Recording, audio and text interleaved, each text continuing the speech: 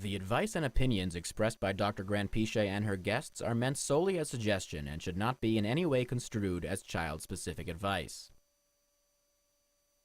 Dr. Doreen Granpeesheh is the Dr. Doreen is an expert in autism. Doreen Granpeesheh. Dr. Granpeesheh. Dr. Doreen Granpeesheh. Dr. Doreen Granpeesheh is a visionary in the field of autism. Now you can ask her questions on Ask Dr. Doreen.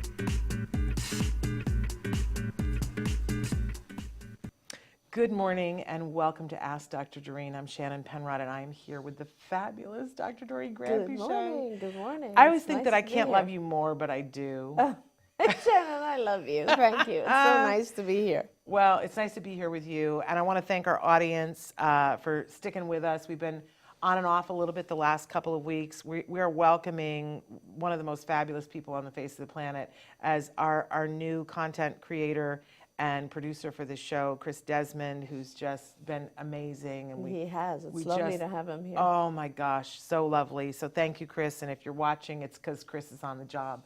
And thank you for finding us in different places than you've ever found us before. And stick with us. We got so much fun stuff coming up. But we're here today with Dr. Granpeesheh. If you don't know her, she's a true expert in the field of autism. She donates this hour every week, or as many weeks as she possibly can, because sometimes we can't have you. Sometimes we're traveling. Yeah. If you're on a plane, we can't put you in.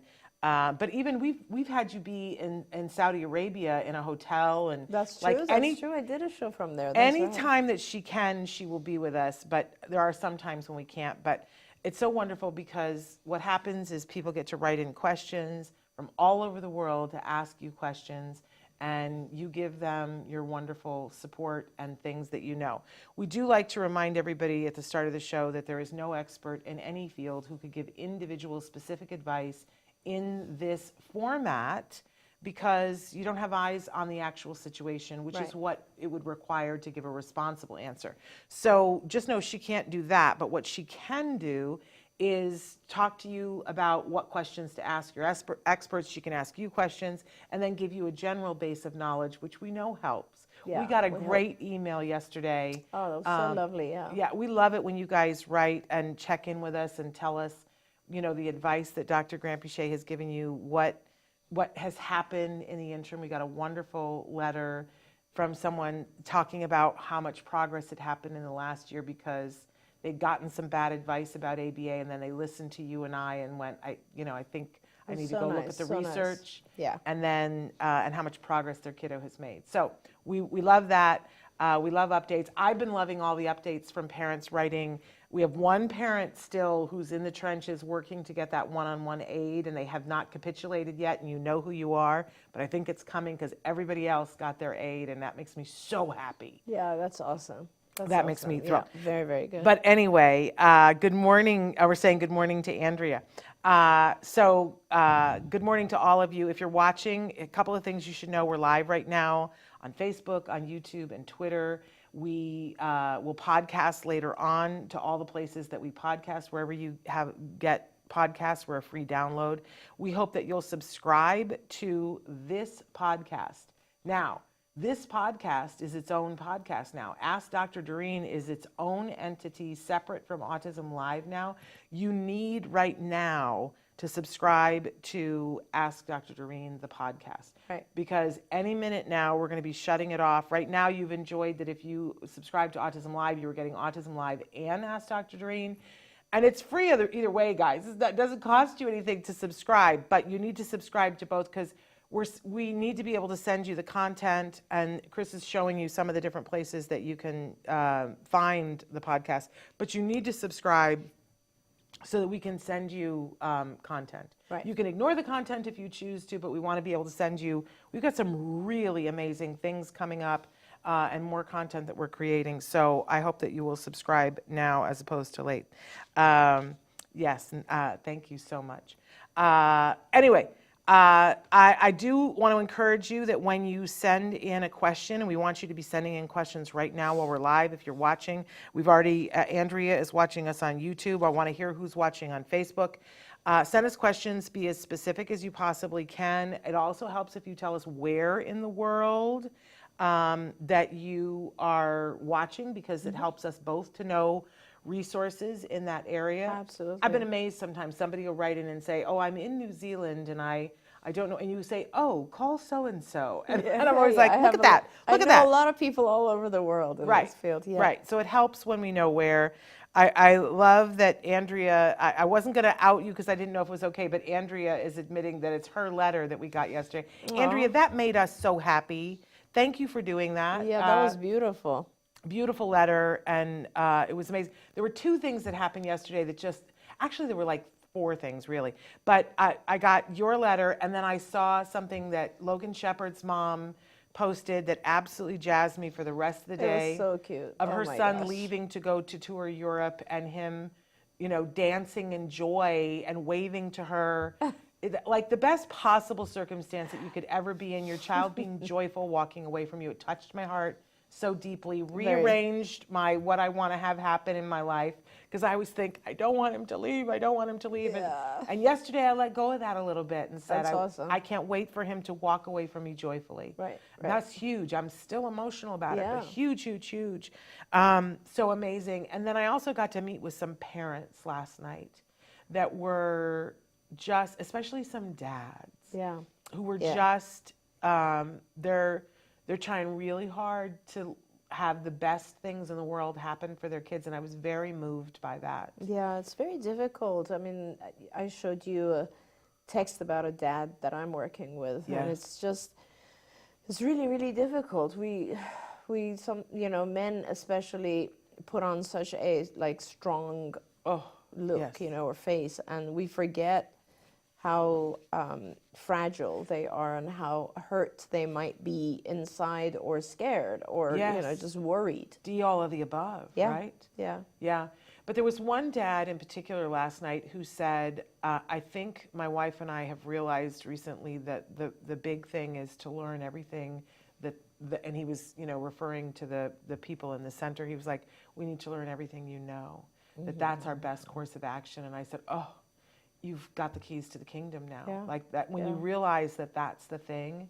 I remember the early days when, I was of the mindset of, here's my kid. Once I realized that you guys were great and that you knew what you were doing, because I had to get through that hoop first, right? Mm-hmm. But once I realized you knew what you were doing, I was like, here's my kid, solve it for me, what's going on, and I'll come back in when you've solved it. And of course, that wasn't the ticket. Right. I needed to learn. Absolutely. I mean, it's not an easy process either. I No. mean, it's not a quick fix either. It's a period of time, and it's hard to do all the work that needs to be done. But we do our best, and a lot of parents do get involved and continue to persist, and it pays off. Yes, absolutely. I'm a little mystified because Andrea wrote in and said, I want my son to be able to go to typical developing preschool next year and ABA. I called the school system and they told me they will not support putting in the IEP that he needs an RBT from his center. Is this legal? Lots of questions there. Yeah, and lots of nuances. I don't know if they're allowed to prevent you from having an RBT with him at school. This is preschool too. That's a whole different thing because you're not even in the school system yet. It's like that starts with kindergarten. So I'm not sure. This is, I guess, a question for Bonnie. Well, and I've sat with Bonnie for so many of these conversations that I would love to get her words on it too. But what I know is that there is this dicey little thing that in IEPs that they can say to you, we don't have to specify who a provider is, and we don't have to let people into our school. They can take that tack. But I will tell you that the opposite is equally true. Many people have gotten an RBT from their center written into their IEP, so there is a way around this. Yeah, and again, I don't know if this even applies to preschool. Like preschool is a little bit different because I don't think, I mean, it depends if this is a preschool that's funded by the public school system. Exactly. And that's really the question. Yeah, but here's the thing. You have access to me. Email me. Let's get it sorted out. Let's work the steps on it. That's what I've been doing with a lot of parents about getting an aide in the classroom. Happy to do that. Yeah. As I said, we've had wild amount of success with that. there's my email, because look at how good Chris is. On the screen, Shannon at autism-live.com. For those of you who are listening in podcast, you can always get a hold of me there and we can talk it out. And sometimes it takes me a while to get back to you guys. I got a really long email over the weekend. If that person is watching, I'm reading it. Hey, we're saying hi to Laurie. So thrilled that you found us, because I know you were having some issues with that. But you found us. Now you know where we are. Okay, I have to talk a little bit about our topic today, which is help. My child has rigid routines. Oh, right. And it is affecting the whole family. Yeah. That's our starter topic for today, although we'll entertain questions about anything. But I'm going to jump in with this first question. Which is, please help. My child has a routine that has to be followed before we can leave the house. There are like 14 steps to it, and if you interrupt him, he has to go back to the beginning. It is the cause of so many arguments with my husband and my other children. We can never just leave. It is always a dysfunctional nightmare. My husband wants to just pick him up and put him in the car. Routine be damned.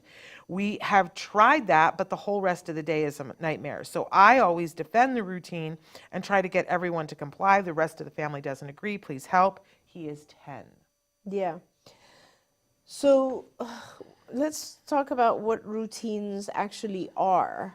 And basically, it's really interesting because I remember when I was a student and we used to talk about these routines under the category of self-stimulatory behavior or ritualistic behaviors, and you don't really, it's a very different point of view when you look at it as just a ritualistic behavior of an individual with autism as opposed to an obsessive compulsive behavior, and if you look at the kind of topography or how they look, they're exactly the same thing. And especially routines, when it's a routine of like specific 14 steps, that is an obsessive compulsive. It's a compulsion.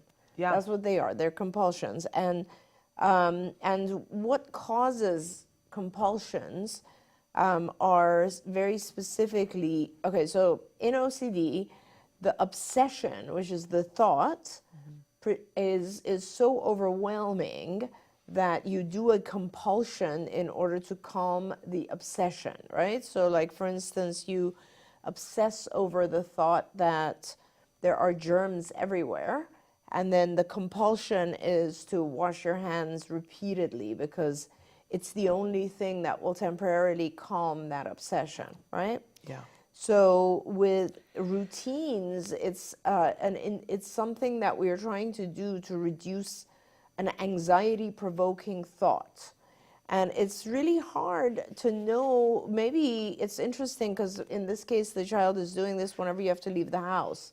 So it's likely that leaving the house produces some sort of compulsion, some sort of anxiety or fear or something that he then starts to get worked up about. And then by doing this compulsive type of thing, it gives him a little bit of calm. Yeah. So there are two ways to deal with this. One is literally to do what your husband says, and it'll be difficult for him, if not, it'll be very horrible. It'll be horrible. But he will eventually, what'll actually probably happen is that he will develop some other type of compulsive behavior, maybe in the car or outside, that will help compensate for that, because these compulsions are calming. So that's one way. I don't know that I recommend that way, especially because he's 10, which means that he has been doing that for quite a while. Yeah. What I recommend is that you actually see a psychiatrist and try to get some help for the anxiety. And a lot of times the help for the anxiety is in the form of medication. And the medications that help anxiety are the same ones that help depression. They are serotonin reuptake inhibitors. Now we have all varieties. We have norepinephrine reuptake inhibitors, etc. But it's basically an antidepressant, an anti-anxiety medication that will help him calm himself a little bit. That will just take the edge off. The obsession will get less in his mind, so then the compulsion, the need for the compulsion gets less. The other thing is obviously, depending on his level of functioning, you can also do cognitive behavior therapy, which are like exercises that help him reduce his own obsessive types of thoughts, exercises that help him reduce his own compulsions. But a lot of that really has to do with how he's processing, how much you can interact with him, how much you can sit down and explain to him what is actually going on, talk to him. Does he understand if you can sit with him and calm him down in other ways and using other words, right? So I really don't know him, so I don't know if that's something you can do. Because basically the most successful treatments for OCD or obsessive compulsive behaviors are a combination of the two, sort of cognitive behavior therapy as well as medication. Now, if you are pretty clear, if you ever get to a point where you're pretty clear that the anxiety and phobia are pretty close, right? Phobia is something that a severe fear of something, and anxiety is kind of an apprehension of something fearful coming. So if you can identify what the anxiety is related to, in other words, is it related to going outside? Maybe there's more noise outside, maybe there's more unpredictable stuff outside. Whatever the anxiety is, the core of it is related to, then you can also work on trying to teach your child how to deal with those things. Let's say a child might have a lot of anxiety about, let's say, going outside, just the sensory input that's outside, noise. And if you allow them to use a noise-canceling headphones, that might reduce the anxiety, and then in turn that might reduce the need for the compulsive behavior. So there's all of these types of things. I hope those thoughts are helpful. Also know that compulsive behaviors, even after the anxiety's gone, compulsive behaviors can become habits, and you kind of have to gradually reduce them. Yeah. So that's another whole aspect to it. But I would really, if it was my child, I would start with medication, because these medications really significantly help the child. They just help the child calm down a little bit, Yeah. And the other thing that I read into it is that I hope that this family has the services of an LMFT or something like that, because I think it's unrealistic. I'm not sure, because I've never had a child, that was born and developed neurotypically. And I've only ever had the one child. But I suspect that it's with all parenting that it's very hard to be on the same page about parenting every day. Yeah. Like for any parents, right? But then add in that, your child isn't doing things the way you expected. And then you have other people, a committee of people that are saying things as well. I think that that's a lot. And I don't see how, without help, that it absolutely can cause rifts between other children and your spouse and whatever. And I think if we just accept that that's hard and maybe you need some support in that area. Yeah, everybody has to agree to go. And that's a whole other Oprah, right? Yeah.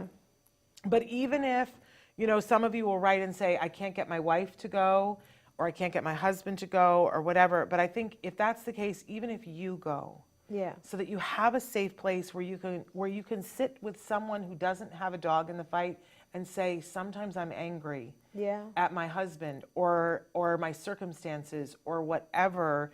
And because I feel like that stuff bottles up, and it's not good. So no, I agree, and thank you for kind of talking about that whole side of it, right? Which is, and it becomes a family issue. It definitely does, and you have to also pay attention to the other siblings and what this is doing for them, right?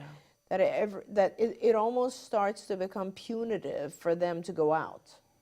Right? So it's like, oh, here we go again. Every time we want to go out, something like this happens. And that will cause all kinds of issues in the whole family dynamic and structure. And so it is important to deal with. It's one of those things where, because it only happens when you're going out, and it's sort of, you can consider it to be harmless in the sense that it's just a ritual of different things. we don't deal with it. We're like, it's not a big deal. Let me pick my battles. Yeah. But it is kind of a big deal in the sense that it interferes with the whole family structure and the whole plans of the family and your schedule and all that sort of stuff. I'd really, like, the clinician in me is like, please let us know the 14 steps. Yeah. Because depending on what they are, you might be able to also shape this backwards and, like, you know, kind of have the last step happen in the car. So there are ways that you can do this, but honestly, the biggest help is going to be if you can deal with the anxiety. It's not so much Amen to that. routine, it's the anxiety that you need to deal with. Amen to that. I want to say a special welcome, because we haven't had you for a little while, to Cameron's, where I've lost it now, Cameron's journey, who's with us, because I wanted to say that I saw your post the other day, and I know you got some stuff that you're facing, and I'm just sending you hugs and wanting to know that you've got some support as you go through your recovery. So sending you that hug and that energy. I also want to say thank you to Autism Journey with Elijah for reconnecting and posting in all those groups to let them know where that they can watch us. Thank you. Appreciate you more than you could possibly ever know. Did you see Kylie's I see question? Kylie's now. Kylie has written in and said, my child is echoing one-word phrases if we verbally prompt and she wants something. How do I increase language from this point? That's a pretty common thing, right? Yeah, it's awesome that she's doing that, and that's fabulous.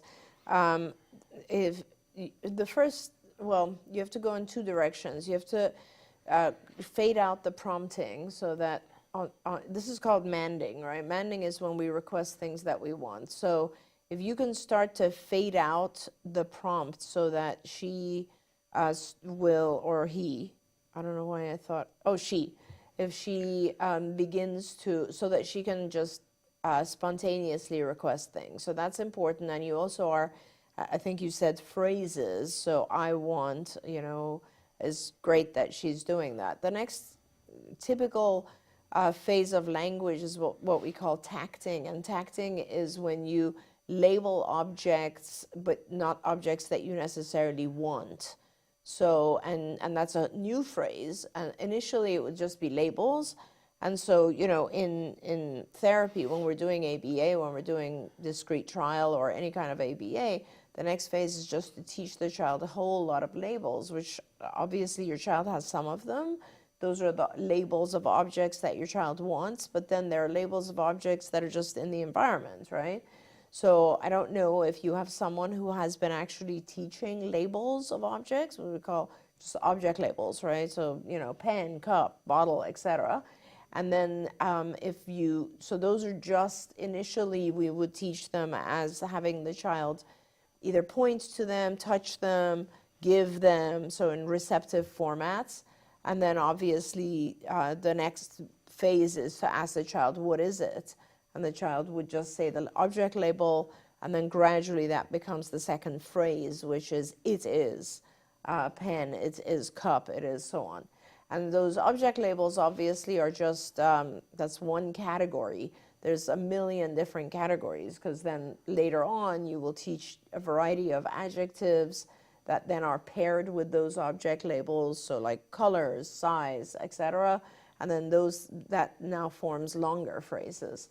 But right now, I think you're going from manding to tacting, which means you need to just have the child identify objects in the environment. And the way you do that is first having touch and then reward each one. That's correct. I'm getting into a lot of detail on how to do this great trial now, because obviously you will put you want to also discriminate and make sure that the child is doing this correctly. But these are steps that are in ABA, and this is how you expand language. And I love that you answered that part of the question, but I think part of the question here that we hear a lot of times is that as you're prompting and teaching a child and you say, what is it? And then we'll often say, it's a, to lead to cup. But sometimes our kids will repeat the what is it? Yeah. So we say, what is it? And they say, what is it? And how do we get to the it's a cup? Right. So I think, I'll answer that. Yeah, okay. But I think also you're right. I should go back and read. what mom is saying here is that the child is echoing one-word phrases that she wants. I see. So she's I got it wrong. echoing, well, I did too. She's echoing the Yes. one-word phrases, and that's kind of where you have to fade out the, but you're fine right now. Like, don't worry about the fact. So what I'm seeing is, like, let's say child wants juice, and what you do is you hold the juice and you're saying juice, and then the child will say juice, right? So the way that you, I think that's what you're saying, and I think the way that you do this is you start to fade yourself out, fade the verbal out, so that you'll say, like, I want and then the child will start to say juice. So you shape yourself out of the picture. The vocal imitation turns into just a verbal request from the child. And the same for tacting, for anything else. You fade yourself out. Initially, it's okay to echo, and then over time, you fade yourself out. And that's how we get language. One of the things I was talking about with parents last night is that, you know, when my son was doing ABA, we didn't have centers, which I wish we'd had centers, right? But we only had it at home, and I, you know, because Logan Shepherd's mom had introduced me to everything, and she was like, get a nanny cam, get a, you know, a baby cam, and she was like, and watch everything that they do. Not out of a sense of paranoia, but that too. Like, then you have that comfort of knowing you're watching and you can see what happens. But I learned so much. Absolutely. And you would watch 7 different behavior technicians do something in 7 different ways and see that there is like no absolute one way, but that there's ways. And the finesse and the creativity in being able to get a child to, you know, to get to the reinforcer. It was a fascinating thing. And I was recommending to parents that, for instance, that they, because everybody's working, right? Yeah. But that they do sessions on the weekend and watch. Yeah, you should watch, And honestly. watch so that you learn. Yeah. Because, and if you see 3 different BTs do it in 3 different ways and you go, oh, like, I get it. And then you find your particular way. But I would just have a flashback. Always when you're talking about these things, I have a flashback of a certain person saying, I want, you know, for my son to be able to finish the rest of the word, and learning so much from that. About, I could say the first sound to prompt him, and then I can stop that later on. Finesse, And brilliant. also just starting, like, the more, you have to realize, the more familiar, this is what fluency is, right? Yeah. The more familiar the child is with those specific object labels, like juice, water, whatever it is they want, the easier it is for them to request those things. Yeah. So it's not always, you know, you have to work on the actual object labels, and then the whole process of requesting, labeling, etc., becomes a lot easier. There we go. Stephen has written in and said, hi, everyone. My son does ABA, speech, and OT.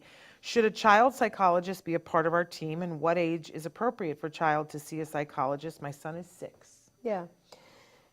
Stephen, so that's a really interesting question. I don't think anyone's ever asked that of me. So I am a child psychologist. I'm a clinical psychologist, and I trained in psychology because when I was going to school, it was before the world of ABA even existed. And then, of course... You helped create it. Yeah, we kind of did help create it. But I don't know that. It depends on your child's issues.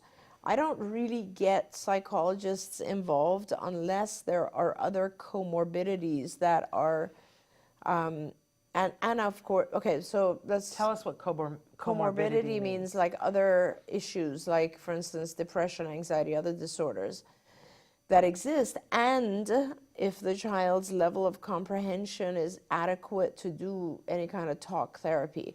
Because ABA is, I guess, so ABA's root is that it falls under psychology, right? It used to be called behavior modification. It's part of learning psychology. Learning is a version of psychology. It's based on behavioral psychology and the theory that any behavior that is reinforced is going to increase, any behavior that is not reinforced is going to decrease through life. And that's called operant conditioning. It's a theory that falls under psychology. But with our kids, they don't have a lot of language when they start. And most of psychological treatments requires a level of comprehension of language. So for instance, even when your psychologist works with a very, very young child, they'll tell them, for instance, draw a picture of your family. Like that's something that you would do initially to understand a little bit more about what's in the child's psyche. That's a lot of language for a child on the spectrum. So if your child doesn't have language, it becomes really important to build the language up first, and that's what ABA will do, so that you can kind of enter the cognitive realm of the child, so that you can enter their thoughts, so that you can understand a little bit more, so the child can actually express to you what they're thinking, feeling, what they're afraid of, what hurts, all those types of things. And with autism, that is often not the case. Often when you're looking at a child who's 6, they're not able to express those things. So having a psychologist as part of the team isn't that helpful in the beginning. That said, psychologists can be helpful in assessing. So, for instance, in the very beginning, when you get your child's diagnosis, you might want to talk to a psychologist to do a series of standardized tests, assessments. Only psychologists are licensed to do those. And those might be kind of helpful. Like, honestly, language testing, neurocognitive testing, testing that tells you kind of the areas that your child is very strong, very weak, like their memory is fantastic, but their problem solving is not so good. Those types of things you can get from a psychologist who does testing. It isn't necessary. If you have a plan, I always tell parents, because there's just so much on their plate, if your child's doing ABA and is moving forward, then let it be for a little while. Just make sure that you do a lot of ABA, because that, I want to touch on that over and over again, because a lot of times people think like, my child's doing ABA, and then it ends up they're doing 4 hours a week, or 6 hours a week, or 10 hours a week. Not enough. And if your child is 6 years old, this is when you should be doing a lot of ABA, so that your child is learning rapidly. The whole concept right now is just teaching your child all the just concrete things that they didn't learn before, and then you go to abstract things that they didn't learn before, and then you can do other things. But right now it's just about teaching a lot of things. There we go. I want to acknowledge Kylie wrote in and said thank you about the prompting. She said, yes, you got it. We will work on fading the verbal prompt. I like the tip you gave about giving the first sound of a word. We'll try that. Wow, thanks so much for your time. Thank you, Kylie. Andrea has written in and said that her son says, call off the lights. And I correct him and say, turn off the lights. And he corrects it, but then he does it again. He overgeneralizes with everything. Will this always happen? Yeah, I mean, it's like when you learn a new language. That's basically the same thing. You will make some mistakes in the beginning. It's not always going to be, sometimes he'll pick up the exact phrases correctly, and sometimes he won't. So when you are prompting him, just what I would do, I don't know, do we know Andrea's son's age? What I would do though, Andrea, is He's young. He's not yet in kindergarten. Yeah. What I would do is... 4, yeah. What I would do is I would just say, instead of prompting the whole thing when he's incorrect, I would stand in front of it, don't turn off the light, but prompt him with a t, so that he starts saying turn off. Like, reduce your prompt significantly, because a lot of times we think we have to prompt again and again and again, and it's because we're over prompting and we're giving away, so the child doesn't put any effort into it. He will be very motivated because you won't be turning them off. And as soon as he says the turn off the light, then you can turn them off. I have to say, I love how our kids assimilate language. And it is just like learning a language. Yeah. And Jem, when he was little, he would always refer to the dishwasher as the machine that washes dishes. Yeah. And I said to him, honey, it's the dishwasher. And he said, when he was old enough, he said to me, well, a dishwasher can be a person, or a dishwasher can be a machine. There you go, there you go. So I'm specifying that it's the machine that's washing the dishes, not you. That. And that made my whole head go love whoop, that whoop, so whoop, much. whoop, whoop. But he understood when I said the dishwasher, he understood. If I would say put the dish in the dishwasher, he understood, and he said, you like to be imprecise with your language. Is what he said to me.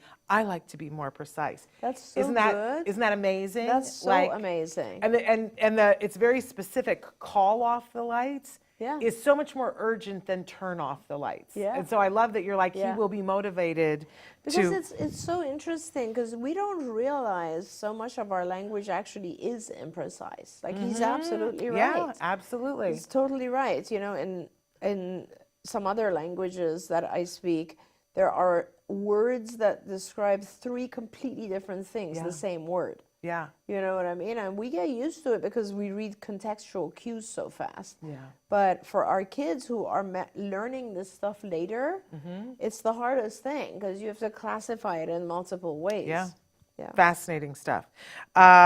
Maggie says, my 10-year-old still has a hard time doing greetings and partings. How can I help him? He only says good morning, hello, or bye when prompted.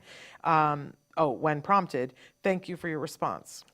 So he has a hard time doing greetings and partings. 10 years old, great. So I love when our kids get a little bit older and they are able to maybe read or just pay attention to visual cues.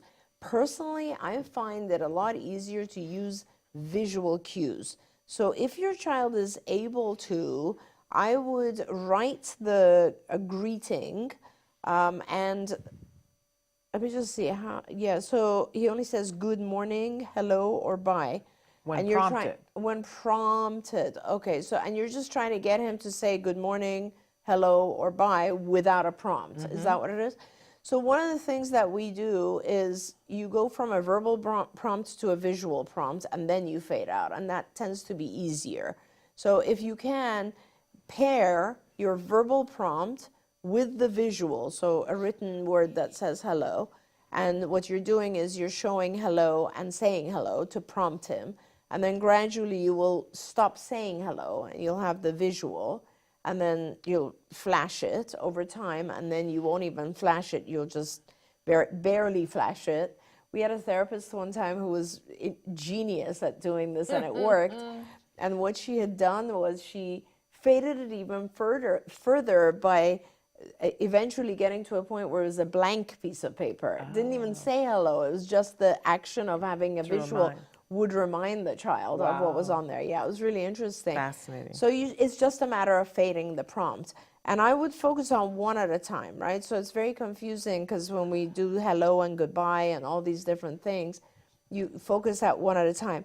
I also wonder, Maggie, if he's confusing the hello and goodbye because coming and going aren't clear to him. So maybe you can let us know if my advice was helpful. If not, elaborate a little bit and we can talk more about it. Can we talk about skills?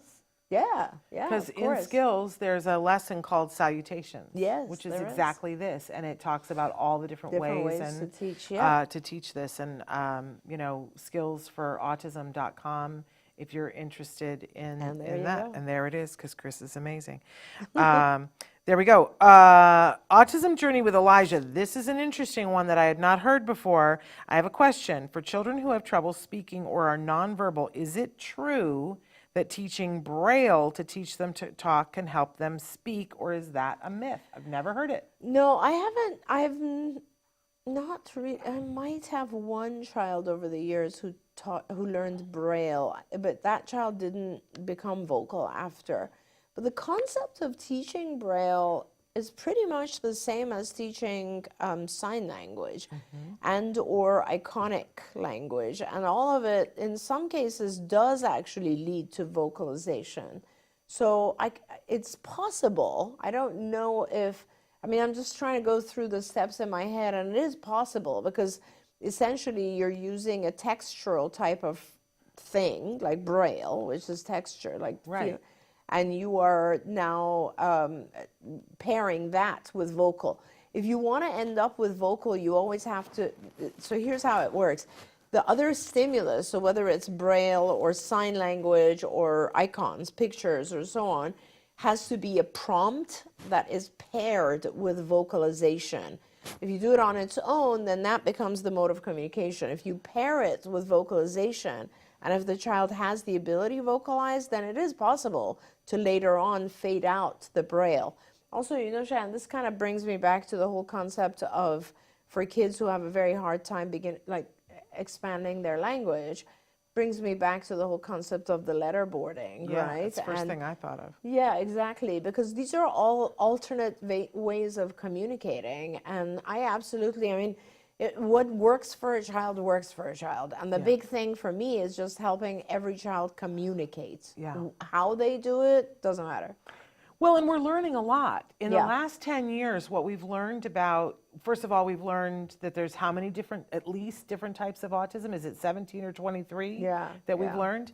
And that Yeah. each one has different hallmarks with it. Yep. And we're seeing that some kids have apraxia and some Yes, kids don't. absolutely. And then we see that some kids have a motor issue that isn't, I don't think, apraxia, that literally is a motor planning issue. Yes. That that those kids with a letterboard sometimes are successful and they can't go right to a keyboard. Right, right. So there are all these different things. I happen to know that that in this case the child does have a visual issue, Mm-hmm. that there is a disability there visually, and so maybe Braille would be the ticket. Maybe, absolutely, because now you're depending on feeling, touch. And maybe that would spark Yep, more. yep. I mean, it's a fascinating thing.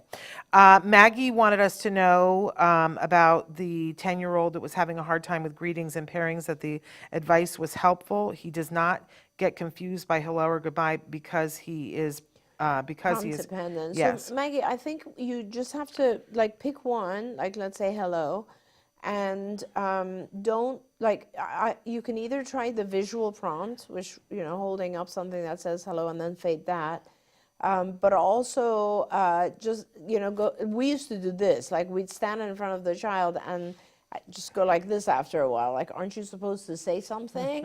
And then the child like will go through their repertoire and come up with the thing that they most likely should be saying. And again, use the the fading, so he or good, like that, so just to say the first part of it so that the child gets started, and then fade it to this so that you are waiting for the child and actually keep the child there, until they actually do say hello. This is such an important thing for kids to interrupt what they're doing, look up, and actually greet when someone comes in the door is kind of a important step. Dahlia says, hello, my son is 3, and for the last month he starts crying as soon as the therapist shows up for a session. He is receiving 26 hours of ABA per week. There has not been a change in the therapist programs or hours of therapy. What could be the problem? Of a 3-hour session, he might work with a therapist for only 30 minutes. Is he receiving a fair ABA? Is it too many hours per week? How is he receiving only 30 minutes? Is that because he's crying the whole time? That's how I read it. But tell us. Okay, so that could be that he is, okay. So clearly he's trying to escape the tasks. He's trying to escape doing ABA. So I would try to, first of all, you should be immediately talking to the BCBA who is in charge of the case, and saying, this used to be a positive experience, it's not any longer. And this goes back to the being fair. Yeah, she says because he's crying. Yeah. So something's there's just not enough reward for him in the therapy program for whatever reason. There's a lot of reasons that could be the case, and I'll try to go through some of them. One is the material is too hard. So if the material is too hard, he won't be accessing his rewards because he's failing. So that's one. In that case, they would need to make it a little bit easier and prompt him more, etc. Second one is he's bored. The material is too easy. So you got to watch for that, and if that's the case, then we have to be a little bit more interesting and offer him an opportunity to move forward faster. Third is they're just not reinforcing. So there's just not rewards that are meaningful. That could, on its own, be a multitude of things. For instance, the rewards they're using, he could have satiated. That means he has access to them during the day, or he's just not interested in them. Rewards change, right? Like today you might want cookies, tomorrow you couldn't care less, you want to listen to music. Whatever it is, the rewards need to be alternated. In fact, a lot of really, really, really good therapy, they should be doing a kind of choice type of thing at the very beginning, where they will ask the child, what do you want to work for? They'll propose a series of rewards, and the child can select what they want. Every set of trials, you do that. You ask the child what they want to work for. So that's very important. You said that the therapists have not changed, so that's good, because it gives me the impression that things were positive before and now they've become negative. Perhaps it would be a good idea to observe therapy and see what is going on. Is it a reaction to one therapist, or it doesn't matter who walks in the door and he will start to tantrum? These are things you need to kind of, if it's one therapist, then you kind of want to be a little, you want to just test out what's going on with that one therapist. If it doesn't matter, and if it's anyone who's about to do therapy, then that tells you that he's just not enjoying the therapy itself. And honestly, it should become more enjoyable. Make sure that, like right now, what's happening is he tantrums and he gets to avoid the therapy. That is not a good thing. That's not what you want. What they should do right away is, instead of tantruming, if he asks for a break, either vocally or just indicates that he wants a break, they should give him a small break. I would immediately probably chop up the therapy and do shorter segments that are very reinforcing. Whenever things become like this, you kind of reverse the process. So this is how ABA works. You make a demand and then you reward, right? In the very beginning, the demands are very small and the rewards are very big. Over time, you change that so that the demands are lengthier and harder and the rewards are less and less, and they're kind of like what the environment allows, right? But in situations like this, you reverse that and you make the demands easier and shorter and the rewards higher again, and then you start to reverse it again. Sometimes our kids it's just not fair. They don't feel rewarded enough. And remember, ABA depends on reward. It depends on reinforcement. So if the child's not being reinforced enough, you got to figure out how to reverse that cycle. I want to acknowledge, and forgive me, I was looking up so that I would have the information, but I could have just asked you. That Andrea said, wait, 17 or 23 types of ASD? Where can I read about this information? So the title of the study that I was referring to is Identification and Analysis of Behavioral Phenotypes in Autism Spectrum Disorder via Unsupervised Machine Learning, and your name is on that study. Yeah, so that was one of our studies. And we found 16 phenotypes, but the truth is there are probably more subphenotypes. That study was intended to be a first study. Yeah. And the phenotypes are just based on patterns of learning. We were only looking, what we did is we looked at patterns of learning based on our data and our skills platform. So like, when skills is the curriculum that we built for CARD many years ago. And what we measure, it's like teaching of a number of different lessons, and what we measure, the outcome of skills, is how fast are the kids learning. That's like the most important outcome, is have we done things in a way that the child's learning, and the pattern that children learn is different. So based on that data, we were able to look at 16 phenotypes. That study was supposed to go into further analysis, because phenotypes can be defined on multiple different ways. This was just based on the way they learn. You could have phenotypes. Phenotypes just means subtypes, by the way, guys. So you could have phenotypes based on, response to medication. You could have phenotypes based on comorbid other illnesses. You can have multiple different types of genetic phenotypes are called genotypes. Right. So you can basically have different subdivisions. Not so important to each of you, but what is important is just knowing that there are different subtypes of autism.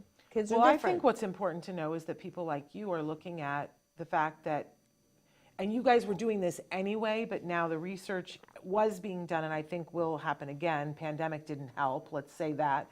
Yes. But the idea that we could get to the point where somebody could look at your child and say, okay, you are in this category, and what we have seen work in the past is this, and fast track. Right. And already, though, you got to the point where one of the things that I learned at one point is that there is a group of kids that, for instance, and I remember this one because I was like, oh, that was my kid. Yeah. That kids who have a visual thing going on, that they had a really hard time catching a ball. They took longer to learn how to catch a ball than the other kids, and they tended to bump into furniture. They had a harder time riding bike, harder time learning to read. And one of the things that they learned was, because for us, we said, forget the ball. He's not going to play baseball. Forget the ball. Let's move on to the other things. But what the research showed was that if more time had been spent on catching the ball early, that it was easier for everything after that.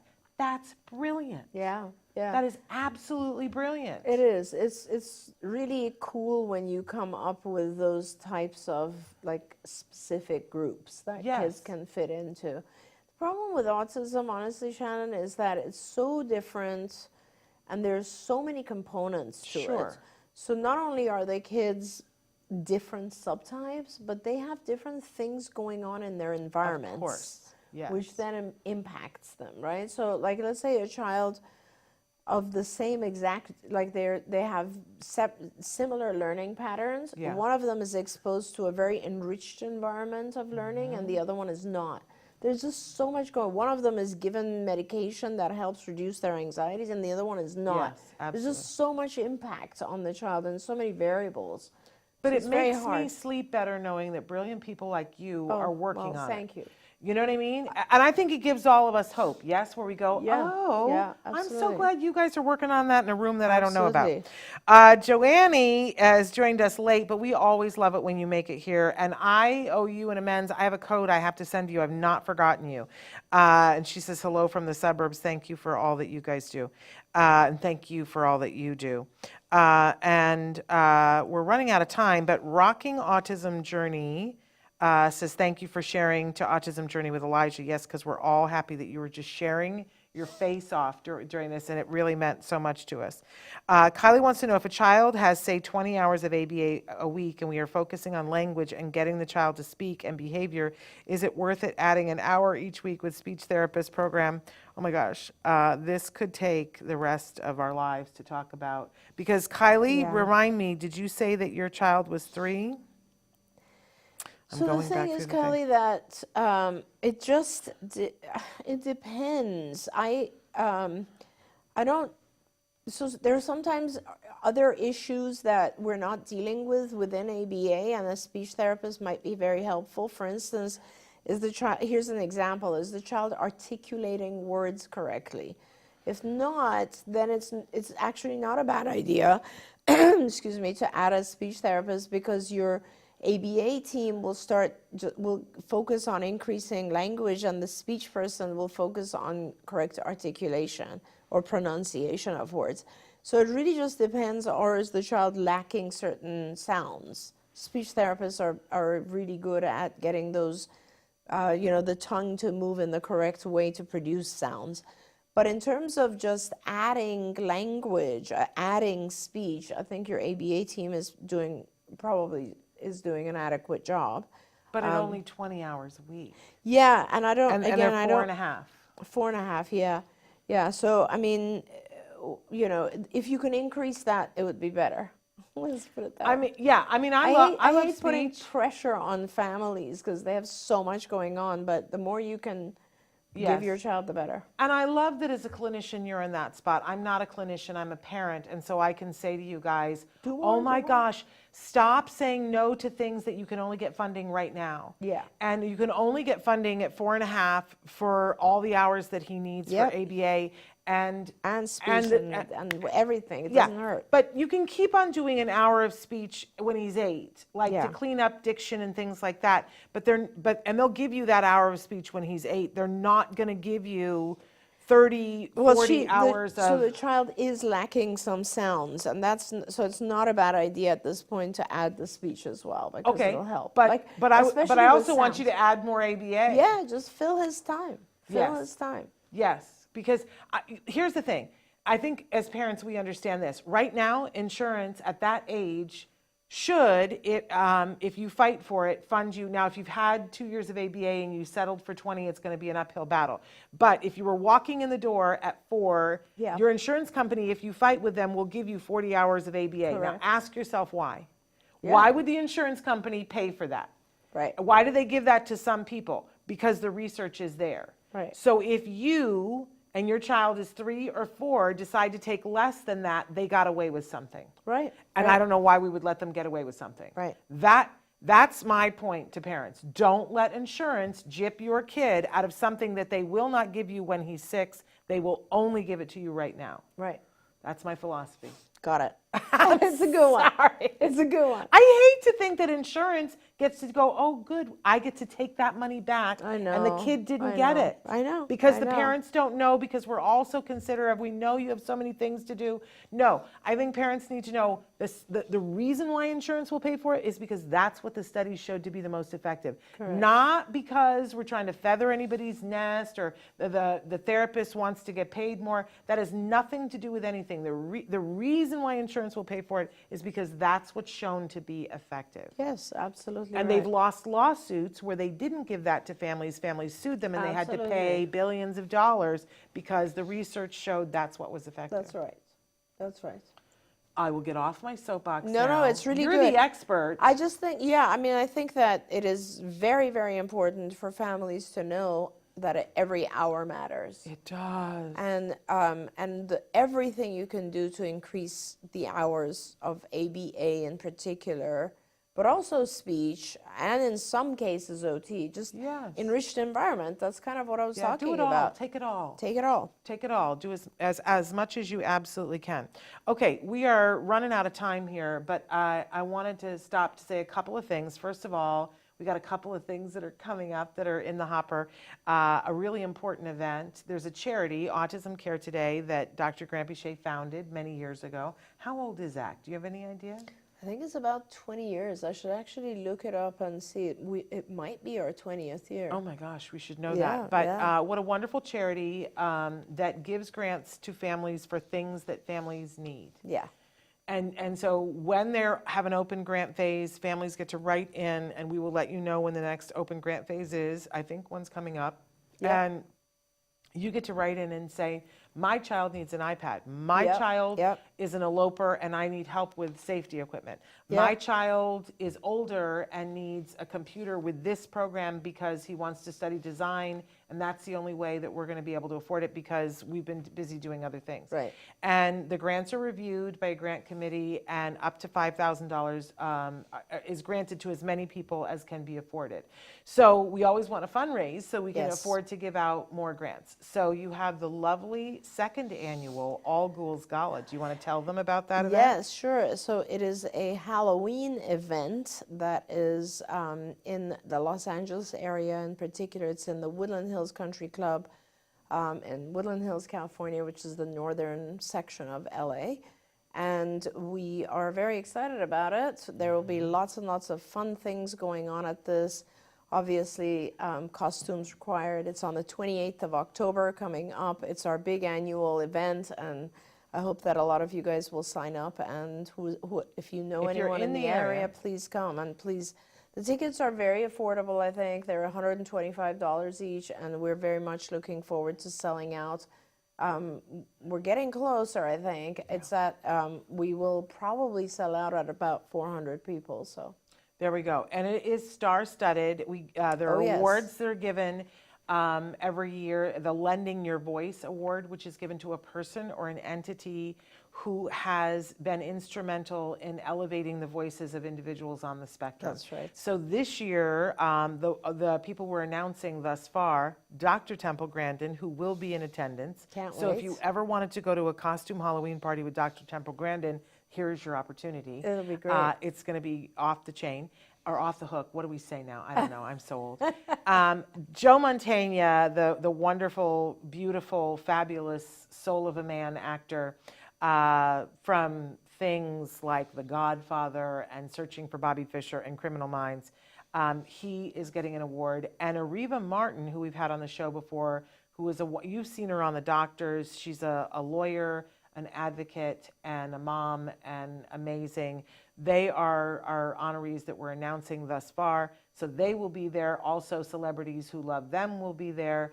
And so if you want to hobnob with those kinds of people and be there with Dr. Granpeesheh, who will be in costume, and I will be there in costume, and a lot of the other people. Oh, Johnny, that's so nice. Yes, Johnny said if we can't attend because we live in Pennsylvania, how can we support? That's so lovely. Well, really, there's 4 ways that you can support. Do you want to talk about that? You want me to talk about that? Please. Well, one of the things, if you know a business who wants to support, we have sponsors, but we are looking for more sponsors, and we're looking for stuff. We have a wonderful swag bag that we give out, and if somebody has something that's little with their branding on that they would like to put in our swag bag, we will entertain that, and they get a tax letter for the full value of whatever they give us. We do need 400 of whatever those small items are. Yeah, or close to 400, as many as they can. That's true.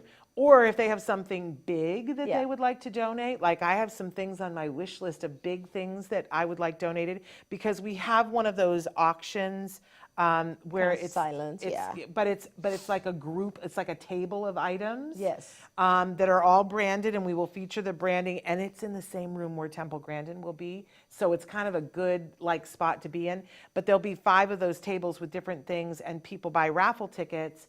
And each person puts a raffle ticket, however many raffle tickets they want, in whichever thing. And at the end, we will pick one raffle ticket that wins everything on each of those 5 tables.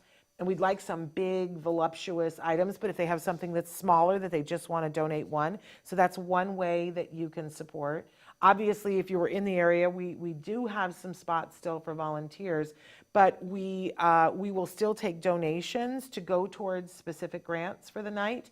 And we love it when people share. You should be seeing a lot more stuff in social media today and yesterday and in the coming days, that if you just share and tell other people about it, that's helping the event as well. And you can also purchase tickets and give them, we can donate them to other people on your behalf. Oh, absolutely. I didn't Because think there's a about lot that of one. people who want to come and Yes. just don't really have the ability to pay for the $125 Yep. ticket. So that's another gift that Yes. we'd be happy to give people. And if you do that, just put in the note, please give this to another autism parent so that they Yeah. can come. A lot of people have done that in the past. We love that. I also want to say that Andrea wrote in when we were talking about the 40-hour thing. She said, my son is living proof of this. He is in a 40-hour week program and has been for a year. He is talking and has decreased a lot of his behaviors. Right. So, and that's the whole thing, right? Awesome. In a nutshell, we like progress. We're out of time now. We're past time. Thank you all for being here. Thank you for being here. Thank Thanks, you. Chris, for an amazing show. And next week, I think we're going to be adding some more shows back. And I think we're here with you next week. I might be here next week. Yes, Okay, I we'll am see. here. Actually, Okay. I am, because I fly the next day. Okay, Yes. all right. Yes. But reruns for the rest of this week as we get everything back on track. But next week, we'll be back with Autism Live. Until then, give your kiddos a hug from me and one for you too. Bye-bye for now. Bye, everyone. Don't forget, you can watch Ask Dr. Doreen live every Tuesday morning at 10 a.m. Pacific time